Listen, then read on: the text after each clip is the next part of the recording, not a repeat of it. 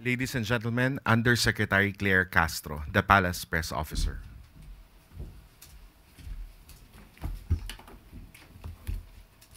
Sa punto pong ito ay maaari na po akong tumanggap ng inyong mga katanungan.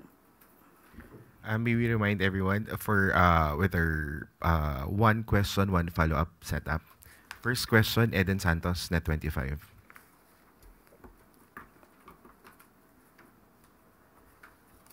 Yusek, good morning po.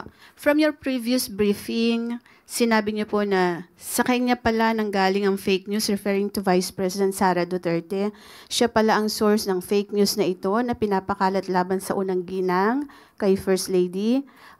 With that po, wala po bang plano ang Marcos administration na sampahan po ng kaso si VP Sara o kaya po ay paimbestigahan sa Kongreso or sa NBI, PNP-CIDG, kung sinasabi po ninyo na siya ay fake news peddlers? Sa ngayon po, wala pa po. Wala po. Next question. One more question from Tristan Nadalo. Okay. Yusek, kagabi po ay umattend si VP Sara sa meeting di avance ng PDP Laban. At sinabi niya po, ngayon daw nawi-witness ng buong bansa ang isang systematic demolition job against its political opponents. Sabi niya po, hindi sila ang problema, hindi Duterte ang problema ng Pilipinas. Kasi sino raw pong makikinabang kung tuluyan ng burahin sa mundo ang pamilyang Duterte? Hindi ang mga Pilipino, lalong hindi ang biktima ng mga krimen o yung mga nagugutom.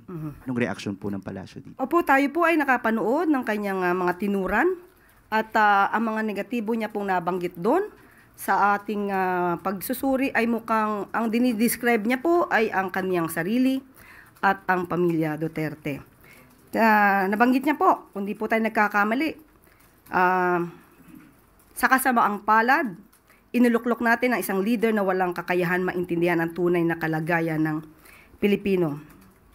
Matatandaan po natin na siya po mismo bilang dating DepEd Secretary, siya ang nagsabing hindi niya kaya. Lalo-lalo na, and I quote, "I do not come from the education sector. I don't have an education background, so I cannot review what they are doing. And I rely on their expertise and all the stakeholders who did the review." So, at the time, makikita natin kung paano nga ba napabayaan ang education sector dahil 1.5 million DepEd laptops items stuck in warehouses since 2020 at hindi pa niya ito nagawa ng paraan bilang namumuno sa DepEd noon at si Secretary Angara pa ang siyang nagsosolve ng problemang ito. Nandun din po ang issue ng panis na gatas, inaamag na Nutriban sa mga public school at ito po ay nagkakahalaga ng 5.7 billion na hindi po napakinabangan ng mga estudyante.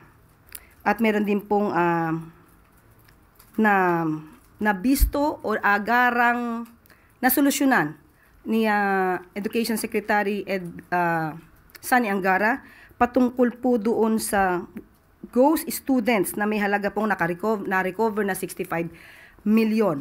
Kaya po tayo umaayon sa sinabi niyang pinagbabayaran natin ngayon ang pagpili ng maling leader. So, hindi po ba siya ang problema ng bansa or isa sa mga problema ng bansa? Thank you. Next question, Ivan Mayrina, GMA7. Yusek, yesterday, the couple Ronald and Marie Cardema attempted but failed to file an impeachment complaint against President Marcos on the grounds of culpable violation of the Constitution and betrayal of public trust. Palace statement, please. Karapatan po nila kung nais po nila magsampa, pero inuulit po natin, ang complaint na to ay sa ating pagtingin ay walang pinanghuhugutan. Uulitin ulit natin, ang Pangulo at ang administrasyon ay gumaganap lamang ng kanilang katungkulan at ang batas ay pinapairal, pati na po ang kanilang commitment sa Interpol. Kung mayroon mang sariling interes patungkol dito, na naisin pa ba nila na hindi sundin ang batas, hindi ipagpatuloy ang commitment or talikuran ng commitment sa Interpol para sa mga taong inaakusahan ng crimes against humanity. So muli, maliban po sa ginagawa po ng Duterte Youth Party List patungkol po dito, mas maganda rin po bilang mambabatas, makagawa sila ng mas maraming batas. Follow-up question, Ivan May. Election na po sa Lunes, Yusek. Ultimately, ang impeachment po ay numbers game. Have you spoken to the President about this impeachment complaint? And does he remain confident that he will continue to have the numbers to keep him safe from an impeachment for the rest of his term? Sa ngayon po ay hindi pa po nababasa ng buo ang sinasabing impeachment at wala pa po tayong masasabi patungkol po dyan. Pero muli inuulit natin kung ano man po ang ginagawa ng Pangulo at ng administrasyon, yan po lahat ay base sa batas. Next question, Christian Yusores, Radyo 630. Good morning, Yusek. I understand, ma'am, na nag-iimbestiga na ang luwa doon sa mga reklamo sa Prime Water. Pero yung grupong bayan muna kahapon po ay naghain ng complaint laban sa kumpanya. May request din po sila na ipakansela na yung lahat ng joint venture agreement ng Prime Water sa mga local water districts. Iko-consider po ba ito ng palasyo o iuutos sa LOA? Ngayon po, nagsasagawa po ng investigasyon ng luwa. At anytime soon po, maaari pong magbigay ng mensahe patungkol po dito.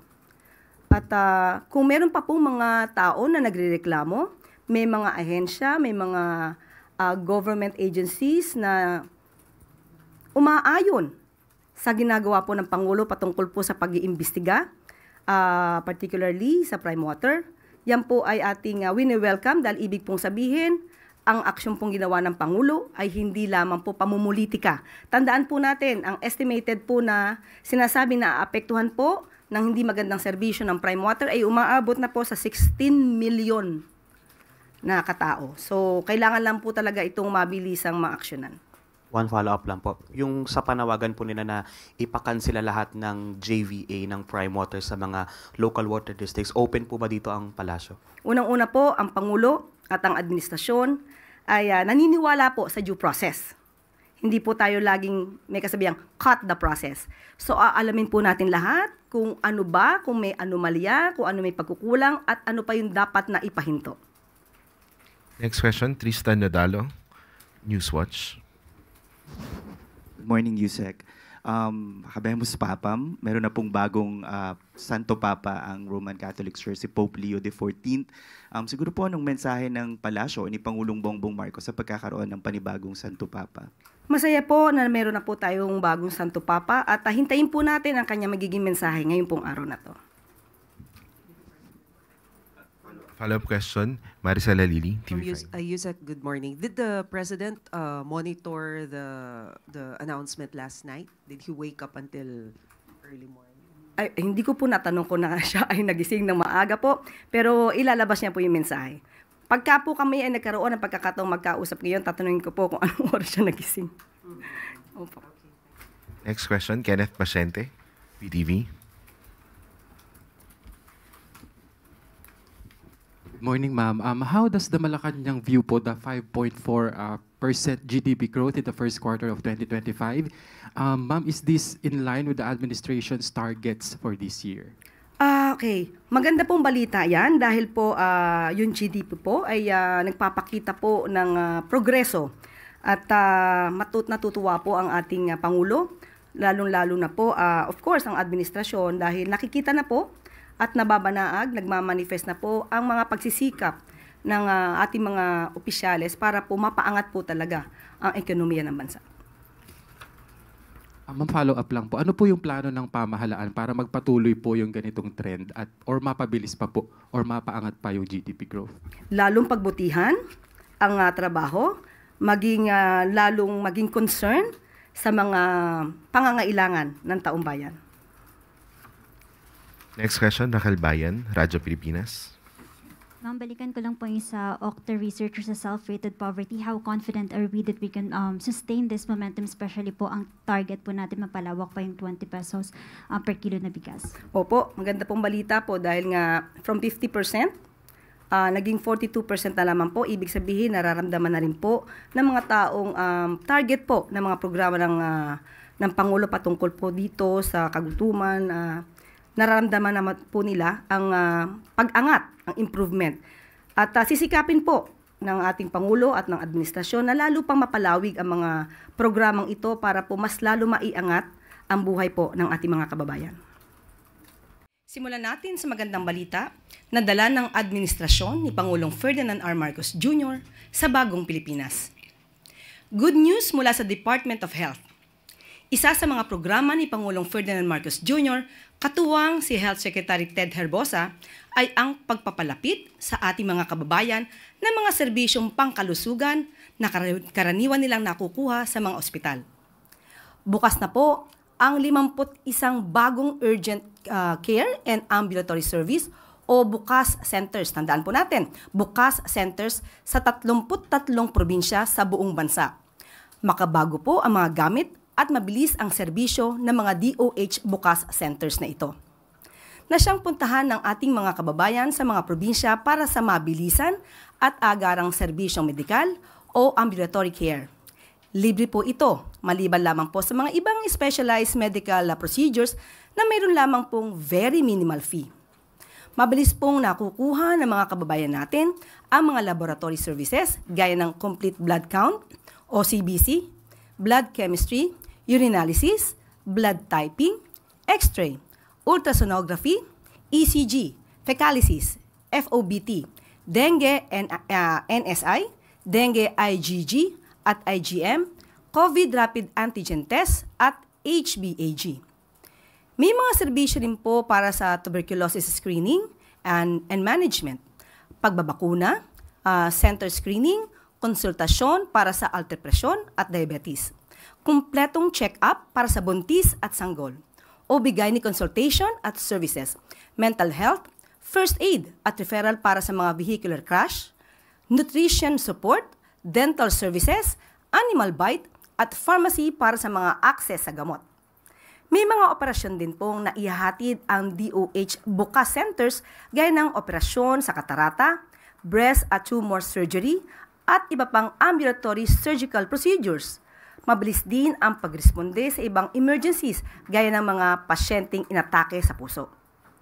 Pati ang geriatrics o mga serbisyong kailangan ng mga may edad, kasama na po ang surgery, ENT at orthopedic at parte ng serbisyo ng DOH bukas centers na nakukuha na ng ating mga kababayan. Sa loob lang ng 1 taon, buong Pilipinas na po ang may DOH bukas centers. 26 sa Luzon, 8 sa Visayas, at 17 sa Mindanao. Halimbawa lang po, ang ilang bukas centers ay nasa Santo Tomas, Pampanga para sa Luzon, ang Tagbilaran Bukas Center sa Visayas at ang Cotabato Bukas Center naman po sa Mindanao. Unti-unti pong nagbubukas ang DOH bukas centers mula lamang nitong March 2024 at ngayon, nasa halos 800,000 Pilipino na po ang kasama po ang 4-piece beneficiaries ang naseserbisyuhan ng 51 bukas centers sa buong bansa. Nasa humigit 500 patients kada araw ang naseserbisyuhan ng bawat isang bukas center at patuloy pong nagiging takbuhan ng ating mga kababayan ang DOH bukas centers lalo na para sa emergency care. Panoorin po natin ang ilang mga kababayan natin na naserbisyuhan na po ng DOH bukas centers. Pumupunta sa mga private, magastos. Ngayon, naswerte kami dito sa Santo Tomas. Bless na kami dito. Mabilis. Kung ano man yung nandito na lahat. At saka, malaki pong tulong sa amin. Hindi na po kami maglalayo, biyahe. Dito, lalakarin lang po namin. At saka, ang gabait po nila. Bawat tanong po, pwede po, hinatid po. Tinuturuan po kami ng mga ayos. Thank you po. Thank you po sa inyo. Hindi na kami naman kayo. Wala po kami kapayan. Malaki po po sa amin. God bless po sa inyo lahat. At yan po ay isa talaga pong inuna ni Pangulong Ferdinand Marcos Jr. para matugunan po talaga ang pangangailangan ng ating mga kababayan pagtungkol po sa kalusugan.